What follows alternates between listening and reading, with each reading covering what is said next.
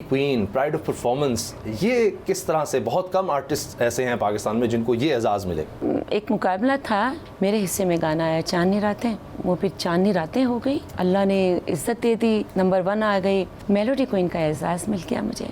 टामा टामा दीवा बलदा चन भी रुखा होले, पहरेदार दी मिन्नती भी कर ले, अज दी रात न बोले।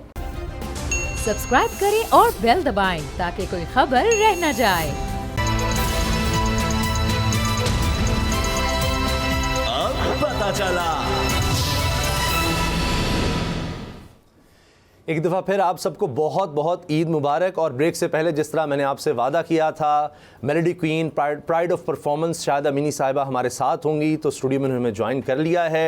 शाहिदा साहिबा बहुत बहुत शुक्रिया, ईद मुबारक आपको। बहुत बहुत शुक्रिया जी, आपको भी बहुत बहुत ईद मुबारक, और देखने वालों को भी मेरी तरफ से बहुत बहुत मीठी मीठी ईद मुबारक। अच्छा मैडम, ये बताएं, melody queen, pride of performance, ये किस तरह से, बहुत कम आर्टिस्ट ऐसे हैं पाकिस्तान में जिनको ये एजाज़ मिले।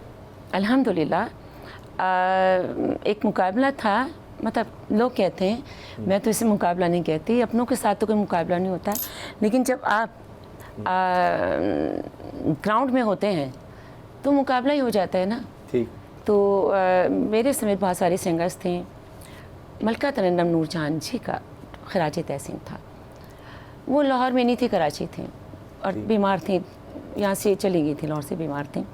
तो बहुत सारे और आर्टिस्ट थे, मेरे समेत 11 सिंगर्स, और जजेस फरीदा खानम साहिबा, इकबाल बानो साहिबा, जनाब रईस खान साहब, और ऑल हमारे जो थे आर्टिस्ट, करीम जी, बड़े बड़े आर्टिस्ट। और एक अदारा पीटीवी का, आपको पता है, एक बहुत बड़ा, वहाँ पर मेरे हिस्से में गाना आया चांदनी रातें, तो वो फिर चांदनी रातें हो गई। अच्छा। अल्लाह ने इज्जत दे दी, नंबर 1 आ गई, प्राइड ऑफ परफॉर्मेंस। उसके बाद था मेरा 13 में था, मेलोडी क्वीन का एजाज़ मिल गया मुझे, 100 नंबर मिल गए। और वो सामा मैं बता नहीं सकती, मुझे तो सकता बस हो गया था, मैं बेहोश नहीं हो गई बस। ये कि क्या हुआ? ये क्या हो गया मेरे साथ?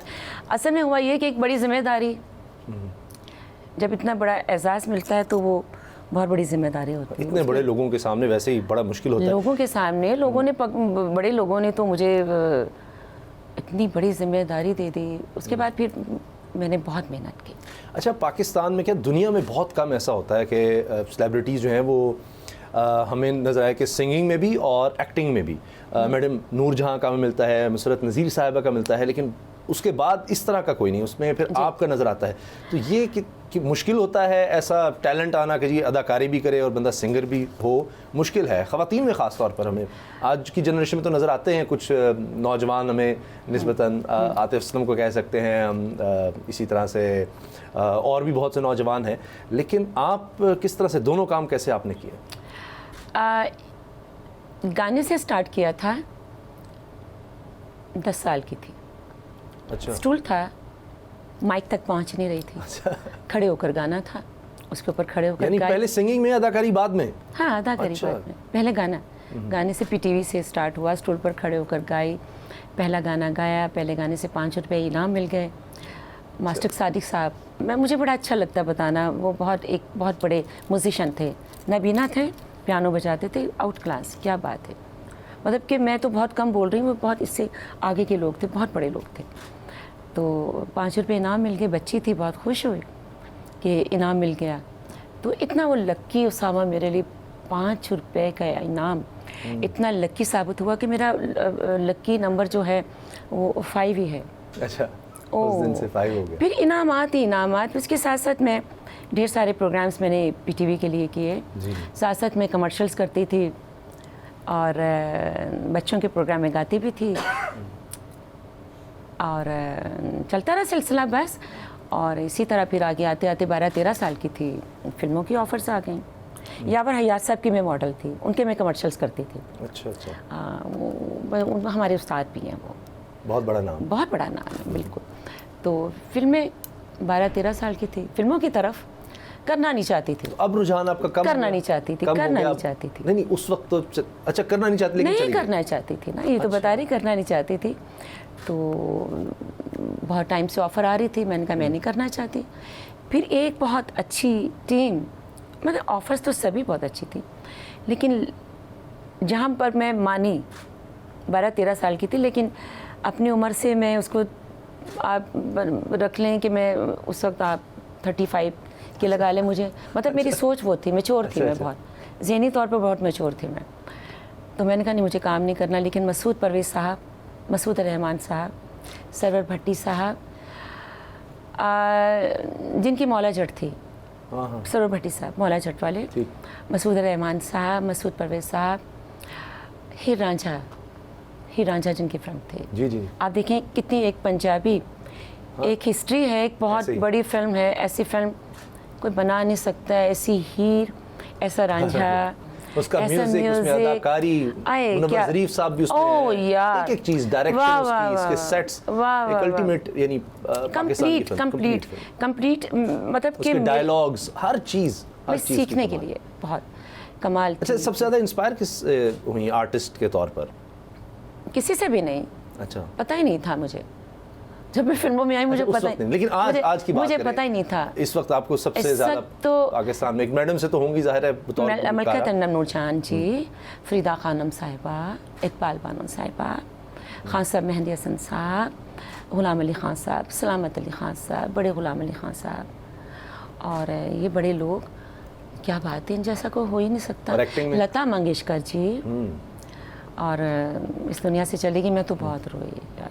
एक मैडम जी जब इस दुनिया से रुखसत हुई, इकबाल बानो जी। अच्छा, आज का आप कोई सिंगर का नाम नहीं ले रही, आजकल आप समझती हैं वो मयार नहीं रहा? नहीं, सब बहुत अच्छे हैं, बहुत अच्छा काम कर रहे हैं, अपने स्टाइल में सब रहते हुए बहुत अच्छा काम कर रहे हैं। और मैं तो लेजेंड्स की बात कर रही हूँ, तो हम जो हमारे उस्ताद हैं, जो हमारे उस्ताद हैं, जिनसे हमने सीखा, और उन जैसा कोई हो ही नहीं सकता। अच्छा, कोई इनका सॉन्ग लेजेंड्स का कोई पसंद हो, अपना कोई सॉन्ग जो आप सुनाना चाहें? सुनाऊंगी। अच्छा, जब प्रोग्राम का आप वाइंड अप करेंगे, अच्छा, उसके वाइंड अप पर मैं सुनाऊंगी। उससे पहले गला मेरा वाकई बहुत ज़्यादा ख़राब है। आपको पता है कि रमज़ान के बाद फिर ईद आती है, रोज़े रखने, फिर जागना, इबादत, फिर सारा इन चीज़ों की तैयारी, प्रोग्राम्स वगैरह सब कुछ चल रहा होता है। खैर, नींद भी पूरी नहीं हो रही होती, जो भी है आपकी खिदमत में, सुनने वालों की खिदमत में पेश कर देते हैं, बर्दाश्त कीजिएगा। पंजाबी है, फोक है, मेरा अपना ही है, थोड़ा सा कमर्शियल है, ईद के हवाले से है, थोड़ी सी लाइन सुनाऊंगी। टामा टामा दीवा पलता चन भी रुखा ओले, पहरेदार दी मेहनत भी कर लई, अज दी रात ना बोले, तेरे दर्शन लई मैं चली, अद्धी रात नू कलम कली, खड़ी दली जा मल के, तू गली विच आवे रांझना, ए वेला न गवावे रांझना, तू गली विच आवे रांझना, ए मौका न गवावे रांझना। टामा टामा दीवा बलदा चन भी रुखा होले, पहरेदार दी मिन्नत भी कर ले, अज दी रात ना बोले। ये पंजाबी मेरा एल्बम का था। तो ये तो मैं वैसे गाती भी नहीं हूँ, आपने कहा मैंने सुना दिया। अच्छा, चले, बर्दाश्त कीजिएगा। तो आजकल क्या मसरूफियात रहती हैं आपकी, खासतौर पे ईद पर क्या हो रहा होता है? ज़ाहिर है हम जैसे लोग आपको तंग भी कर रहे होते हैं कि जी हमारे शो में आए, हमारे शो में आए, इधर से भाग, उधर भी आप एक शो से आ रही हैं। क्या करना होता है, ईद के शोज़ होते हैं, ज़ाहिर है, और हम सब शोज़ पर जाते हैं, और मसरूफियात यही रही। आज के दिन ही मेरे इतने सारे प्रोग्राम थे कि घर वालों के साथ थोड़ा सा टाइम गुजार कर उसके बाद में आप लोगों के साथ और देखने वालों के साथ। ईद पे क्या होता है, किस तरह से रिश्तेदारों के जाना होता है, या ज़्यादातर आपकी तरफ आ रहे होते हैं? मैं ज़रा जाने में थोड़ी सी वीक हूँ, मैं जाती कम हूँ। आ जाते हैं रिश्तेदार अजीज़, मिल लेती हूँ उनसे, और जाना जो आप लोगों के पास तो आ जाती हूँ आप लोगों के पास प्रोग्राम्स के लिए। मुझे जाना बहुत ज़्यादा, एक तो वक्त नहीं मिलता मुझे। चलिए, ये फ़ायदा जब आप इस तरह प्रोग्राम में होती हैं तो सारे पाकिस्तानियों के साथ वो एक ईद मनाई जाती है। उस दिन आप हर घर में सब लोग आपको देख रहे होते हैं। जनाब, गुफ्तगू का सिलसिला जारी है, हम मिलेंगे इस ब्रेक के बाद, कहीं मत जाइएगा। सब्सक्राइब करें और बेल दबाएं ताकि कोई खबर रह न जाए।